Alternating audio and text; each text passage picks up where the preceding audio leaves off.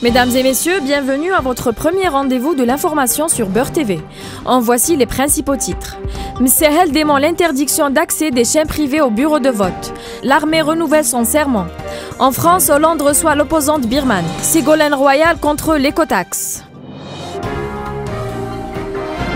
Le président de la République, Abdelaziz Bouteflika, a appelé ce mardi tous les Algériens à participer massivement à la présidentielle du 17 avril en consécration de la souveraineté de leur peuple recouvrée au prix d'un lourd tribut. J'appelle toutes les citoyennes et tous les citoyens à participer à l'élection présidentielle et à exprimer leur choix en consécration de la souveraineté de leur peuple recouvrée au prix d'un lourd tribut, a affirmé le président de la République dans un message adressé au peuple algérien à l'occasion de Yawm al-Ilm, célébré le 16 avril. Toutes les Algériennes et tous les Algériens doivent prendre exemple sur nos valeureux martyrs et préserver ce cher pays qu'ils nous ont légué, en gardant toujours à l'esprit que nous n'avons d'autre pays que l'Algérie, a souligné le président Bouteflika. Le vote est aussi un devoir qui engage la conscience de l'individu à l'égard de l'intérêt général et l'avenir de la nation. Il évite la rupture des liens d'appartenance à la patrie, a ajouté le chef de l'État. Il est clair que l'élection présidentielle de 2014 est atypique et originale en son genre, non ce qu'elle soit réellement une compétition de débat et de confrontation d'idées et de propositions de projets de société entre des adversaires de terrain pour le seul intérêt de construire le pays et donner aux citoyens du travail, le pouvoir d'achat, le développement social et culturel. Au contraire de son bon sens, on voit une dérive verbale lourde de menaces et même tendacieuse qui s'est développée entre les candidats et leurs staffs respectifs. L'atmosphère crispée de la fin de la campagne électorale a même fait réagir indirectement l'AMP à travers l'éditorial du mensuel El Jaish où on lit « L'AMP veillera avec force à sécuriser le scrutin. L'armée est décidée avec volonté, foi et détermination à assurer au peuple la quiétude en vertu de son droit de citoyen à accomplir librement son devoir et choisir le président qu'il juge apte à diriger le pays en toute transparence. La force, l'homogénéité et la cohésion de l'AMP ont empêché les ennemis de l'Algérie à atteindre leur funeste dessein nourri envers l'Algérie. Peut-on lire dans l'éditorial d'El Jaish. La lutte contre le terrorisme et ses ramifications ont été également évoquées comme restant une des priorités de l'AMP pour éradiquer à jamais l'hydre. Dans une note interne adressée au Wali et président d'APC de la République, le ministre de l'Intérieur et des collectivités locales a exigé que les résultats du vote de l'élection présidentielle de jeudi 17 avril doivent être communiqués avant minuit. Cette mesure est prise pour pouvoir annoncer les résultats définitifs du vote dès le lendemain en matinée. Elle est également destinée à parvenir tout écart ou déviation qui pourrait entacher et parasiter les résultats du scrutin. Dans la note ministérielle, il est demandé au président des APC et chefs de Daïra de s'abstenir de faire des déclarations ou commentaires sur les résultats et faire transporter urnes et résultats au niveau de la wilaya qui à son tour doit acheminer la cargaison vers le ministère. À cet effet, les moyens pratiques, techniques et logistiques ont été mis en place pour soutenir le rythme de cette opération circonscrite dans le temps, dans les délais impartis. Auparavant, le directeur des libertés et des affaires juridiques au ministère de l'Intérieur avait indiqué que des télévisions privées ont bénéficié de l'agrément pour l'accès au centre ou bureau de vote pour une couverture directe et transparente. Mais ces orientations continuent à créer de la suspicion au niveau des permanences des candidats à la présidentielle. De son côté, le ministre de la Communication a fait savoir que la logistique et le dispositif agréé à couvrir l'élection présidentielle sont conformes aux standards internationaux. Le ministre de la Communication Abdelkader Msehel a démenti ce matin l'existence d'une quelconque note émanant du gouvernement et interdisant l'accès aux chaînes de télévision privées au bureau de vote ce jeudi prochain lors de l'élection présidentielle. Le ministre s'est dit étonné de ce qui a été rapporté par certains médias et selon lesquels le ministère de l'Intérieur et des collectivités locales aurait signifié cette interdiction. Abdelkader Msehel a de nouveau assuré que les élections se dérouleront dans la transparence la plus totale et l'accès aux sources d'information et le même à tous les médias autorisés à assurer la couverture de cet événement important, qu'il s'agisse de médias publics ou privés, sur le même pied d'égalité et en toute liberté. Le ministre a fait cette déclaration lors de sa visite ce matin au niveau du Centre national de presse, d'une exposition photo organisée par le Centre national de documentation, de presse et d'information sous le thème « La magistrature suprême, un service de la nation, 1963-2014 ». L'objectif de cette exposition est celui de restituer par l'image et le texte l'action politique des chefs d'État qui se sont succédés en Algérie de 1963 à nos jours. Le Conseil constitutionnel a rappelé hier dans un communiqué les voies de recours contestant éventuellement la régularité du vote, que devraient emprunter les candidats contestataires ou leurs mandats ou autres représentants légalement reconnus. Le communiqué précise que le recours sous forme de requête doit être adressé au Conseil constitutionnel par fax ou télégraphie au plus tard le vendredi 18 avril à midi. Des questions se posent au sujet de la fraude annoncée et dénoncée d'avance de vote par des candidats au cours de la campagne. Quelle sera l'attitude de ces derniers? Le soir du 17 avril, car il ne fait nul doute qu'aucun recours ne changera pas. Le recours doit mentionner l'identité et la qualité du requérant, ses noms et prénoms et son adresse. Ensuite de l'exposé clair des faits ayant fait l'objet du recours, indique encore le communiqué du Conseil constitutionnel, l'institution nationale habilitée à valider l'élection présidentielle et toute autre élection. Le candidat libre Ali Benflis a rejeté les accusations d'incitation à la révolte et au terrorisme que le clan adverse du candidat Bouteflika lui a fait porter. Ali Benflis a animé une conférence de presse ce matin dans laquelle il a insisté à se démarquer d'un tel débat.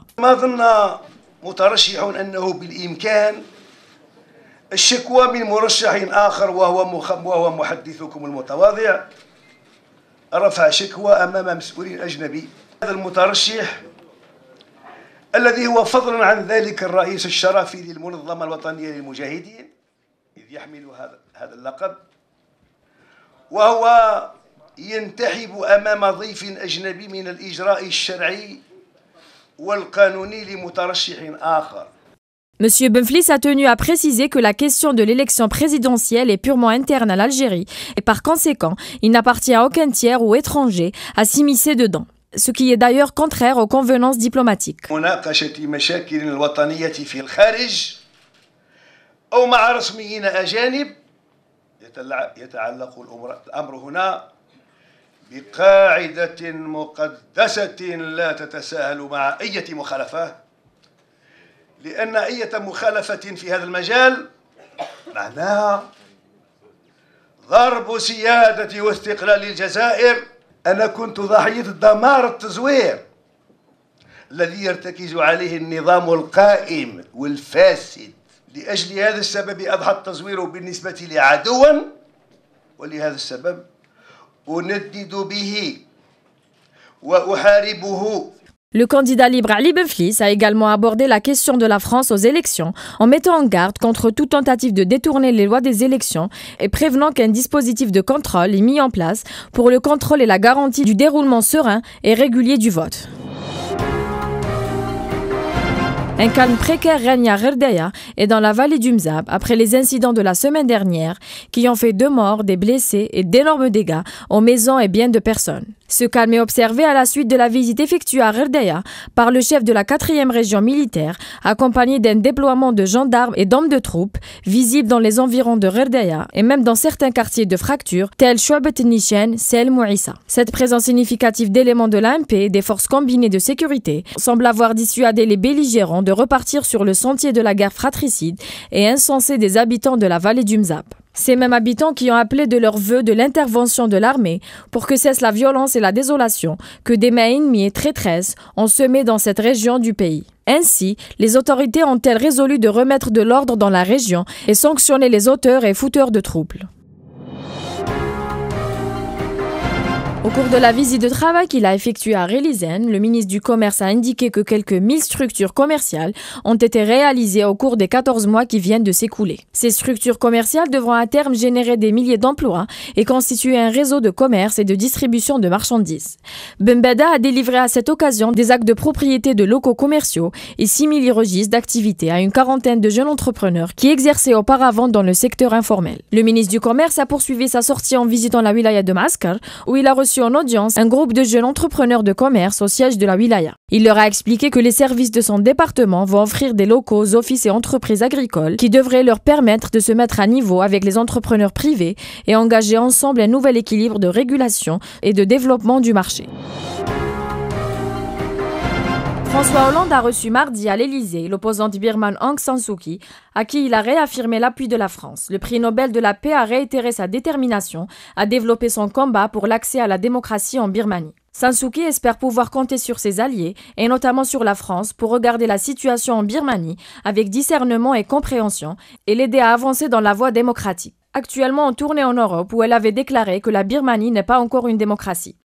En recevant mardi le prix Willy Brandt, saluant son combat pour les droits de l'homme à Berlin, elle a affirmé que son pays avait toujours besoin d'une constitution démocratique, d'une véritable réconciliation nationale et d'un changement de mentalité parmi les militaires qui le gouvernent. Ségolène Royal, ministre de l'écologie, était l'invitée exceptionnelle de BFM et RMC mardi matin. Elle a affirmé qu'elle ne veut pas de hausse des prix de l'électricité avant le mois d'août. Alors que le Conseil d'État préconise une hausse rétroactive des prix, elle promet de trouver une solution de bon sens. La ministre de l'écologie a redit son scepticisme vis-à-vis de l'écotaxe. Tout en évoquant des alternatives, elle dit étudier deux pistes, celle de taxer les sociétés d'autoroutes et d'instaurer une vignette à la frontière pour les camions étrangers. Elle évoque par ailleurs le retard du projet de la loi sur la transition énergétique. Elle explique qu'il devra être terminé au mois de mai. Il devra passer au Conseil économique, social et environnemental et sera sur le bureau des assemblées sans doute en juillet. L'ambassadeur du royaume de la Jordanie, accrédité en Libye, a été enlevé ce matin par des inconnus, selon ce qui a déclaré le porte-parole du ministère libyen des Affaires étrangères, Saïd El-Aswad. L'ambassadeur Fouaz El-Aitan du royaume de la Jordanie a été kidnappé par des inconnus qui se trouvaient à bord de deux voitures sans plaque d'immatriculation, dont l'une est une BMW. Les assaillants étaient masqués et ont conduit l'ambassadeur à une destination inconnue après avoir tiré 2 balles sur son chauffeur. La source n'indique pas le sort du chauffeur. Des voix se sont élevées hier dans l'enceinte du Parlement tunisien pour contester le verdict rendu par la Cour militaire de Tunis concernant l'ex-président Ben Ali et d'anciens responsables de son régime qui, eux, ont bénéficié de la clémence de la Cour. Des députés ont particulièrement été virulents à l'égard du général Ali Sariati, l'ex-chef de la sécurité du président de la République et d'autres dignitaires de l'ancien régime. Les députés tunisiens ont ainsi tenu à se positionner sur la question de ce verdict de la Cour militaire de Tunis parce qu'il planche déjà sur la mouture d'un texte de loi qui doit reconnaître le statut de martyr de la révolution du jasmin aux victimes qui ont chassé du pouvoir le président Ben Ali. Le président Barack Obama a demandé à son homologue russe Vladimir Poutine d'agir vite pour désarmer les rebelles dans l'est de l'Ukraine. Un porte-parole de la Maison-Blanche avait indiqué que les deux présidents se sont entretenus par téléphone sur appel de Moscou. Le président américain a dit à son homologue russe que la Russie subit les sanctions et l'isolement international en raison de son action en Ukraine. Nous commençons nos brèves culturelles par l'anniversaire de la Journée du Savoir, qui coïncide le 16 avril de chaque année, commémorant la mort du savantissime Abdelhamid Ben Badis et célébré par l'établissement Art et Culture de la wilaya d'Alger. À cette occasion, le public est cordialement invité à assister à une conférence animée par Blaïd Ouadesh, auteur des idées et jeux d'intelligence. L'Institut du monde arabe de Paris a invité l'auteur et philosophe français Gilles Kepel à présenter et commenter sa dernière parution, Banlieue de la République, qui met en relief d'un côté une forme de retrait, pour ne pas dire de marginalisation des Français de 2e et 3e génération, issus de l'immigration maghrébine et notamment algérienne, et de l'autre côté, leur passion de la France. L'auteur se place au cœur de la problématique de la question de l'intégration de cette frange de Français qui, sans se régner, restent authentiquement français, avec le fort désir de rester français, mais qui subissent encore la loi du faciès et les montées de la xénophobie extrémiste.